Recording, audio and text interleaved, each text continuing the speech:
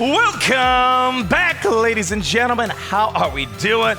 Welcome to 25-8 Games, where today, I got a big new announcement to talk about here at 25-8 Games, and a new addition to our team helping us make Kronoseum. You have to be like, what's Kronoseum? Well, in case you don't know, there's a link down below to our Kickstarter page. Before we get into it, I just want to emphasize so much how helpful it is and how completely free it is just to click notify me on launch on the Kickstarter page. Seriously, helps out so much as we develop Kronoseum. And today, in all these little details here that you can read over, in case it's your first time stopping by, we're going to be talking about a new addition to the team that's making Kronoseum. As we announced in our initial, reveal, here are the people that you've known so far, right? David Brevik, Daniel McLaren advising on the project, and then we have our core art development team, Ricardo, who I'm going to be interviewing here with your questions later on this week. And then Andrew Parker Murphy, also another one of our artists. They're all these people, Ricardo and Andrew, they're working on environments, characters, VFX, UI, you name it, Swiss Army knives when it comes to art. But here's the thing, you can have the coolest art of all time, but when you're playing a game, they kind of got to do stuff, right? And that's where today we're going to be announcing, as a new addition to our team, a technical advisor. Who's this person? What the heck is a technical advisor? We're going to talk about all of that today, because part of the experience of, this channel here at 25 Games is for you guys to kind of learn about the progress of Kronoseum, see it come to life, and also, just like me in the past couple years, learn more about how games get made in the industry itself here. So a lot of stuff we're going to be discussing here today, because here's the thing, as I said, you get the coolest art of all time, but here's the thing. I want Barricade to be able to throw his shield, shoot his blaster. Hoshido's got this cool sword, maybe casting like a flame dragon, right? Valeria's gonna be casting all these portals, and especially in the context of VR, well, how do you get there? And that's where a technical designer comes in handy. So people, can we get a drum roll, please? It is with great honor, great privilege. Come on, I need a round of applause to introduce to you for the first time, our technical designer here, Dan Adams! Woo! Yeah! So let's talk a bit more about Dan Adams. And in the future, I'd love to, again, kind of like what I'm going to be doing it for Ricardo, take your guys' questions and kind of ask him if questions you guys have about how games get made, what a technical designer is in the context of Kronoseum, maybe past work. We're going to talk about some of his past work here. But here's just a quick overview on Dan Adams, also known as Dan Tracy as well. Here's the quick, short, and summary that you would want to know about Dan Adams. Who is he? What is he doing? Well, he's an Unreal technical designer. He's been in the industry 15 plus years, specializing in combat systems, AIs, prototyping. And as we're going to talk about what a technical designer does, well, you can have all these cool ideas in your head. How do you actually implement it in a game where it's fun, runs smoothly, it's feasible? That's where a technical designer comes in. He's got so much experience. I'm going to show a slide here in a moment of the stuff he's worked on over these 15 plus years. He's worked on AAA games such as Star Citizen, Amazon New World, Save the K, and also VR, where he's worked on a game called Star Blood Arena, which it's kind of one of those games that's somewhat adjacent to what Kronoseum is, as we're going to show later on here.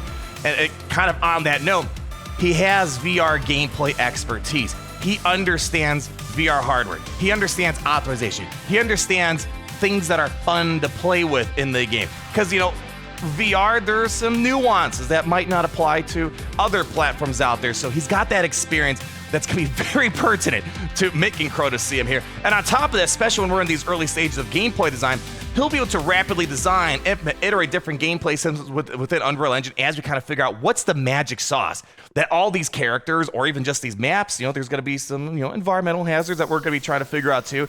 We need to be able to quickly test out those systems. Literally, a Swiss Army knife when it comes to technical design work here. And here's just a quick little overview on some of the games that Dan's worked on over the years. Star Citizen, Save the K, New World, Crisis 2, For the Stars. I want to talk about Star Blood Arena here in a moment. Squadron 42, Rise, Son of Rome, many, many other games.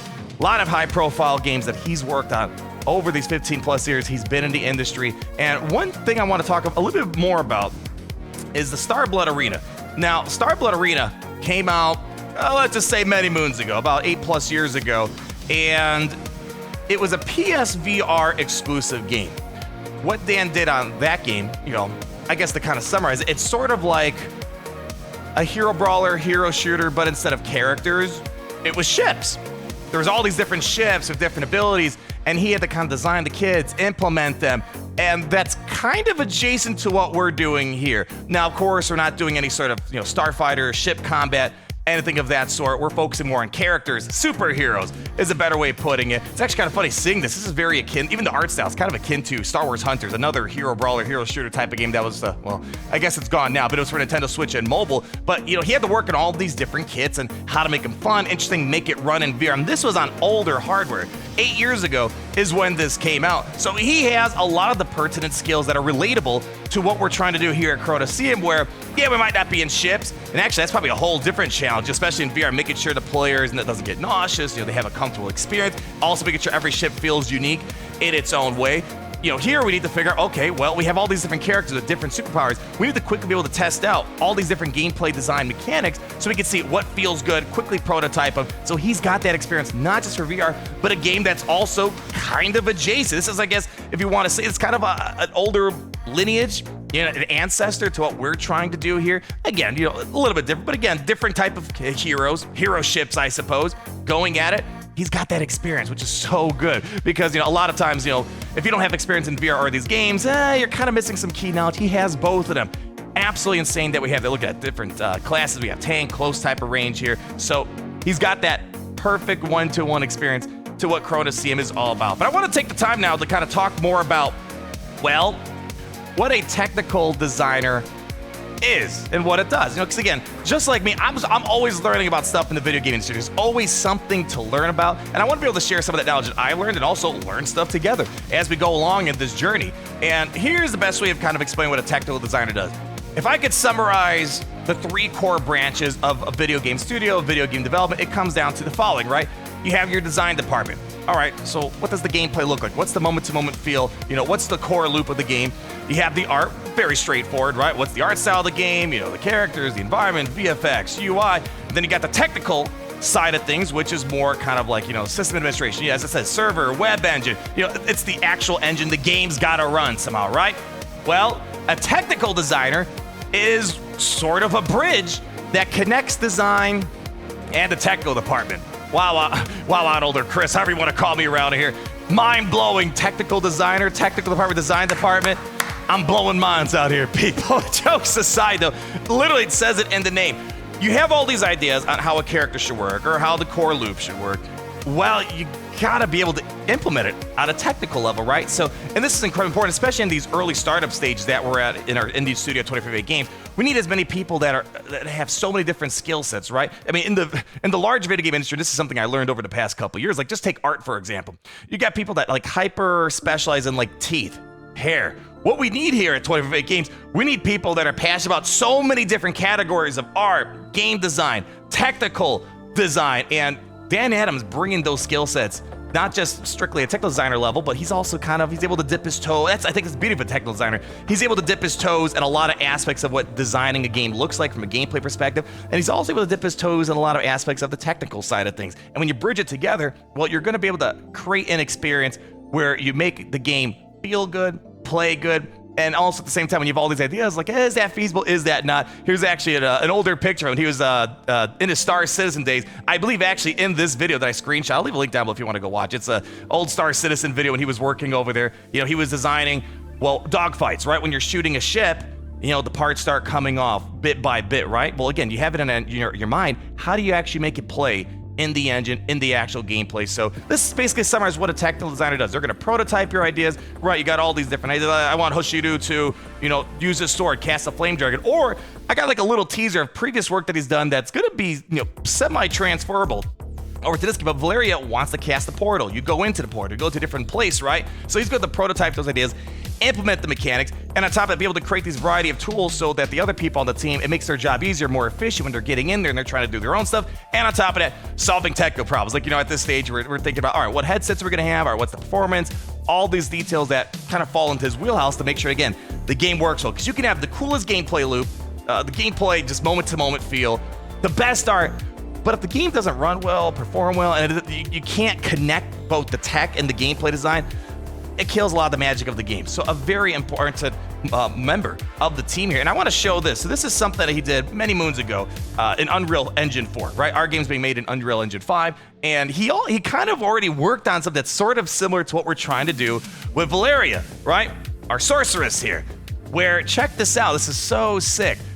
he created already these portals, wormhole, singularities, and check this out. So there's going to be some things that obviously you probably want to transfer well one-to-one to VR. Like, for example, you can kind of see the space around it bend. Like, look at the Unreal Engine text that kind of like warps into it a bit more. That might be a bit nauseous-inducing for VR potential, but check this out, right? You'll be able to throw objects through a portal. Again, it's cool to have it in your mind. How do you actually make that work? He's already done stuff like this, so he's already got a lot of experience. Make us look, going into the portal, going to a different part of the map.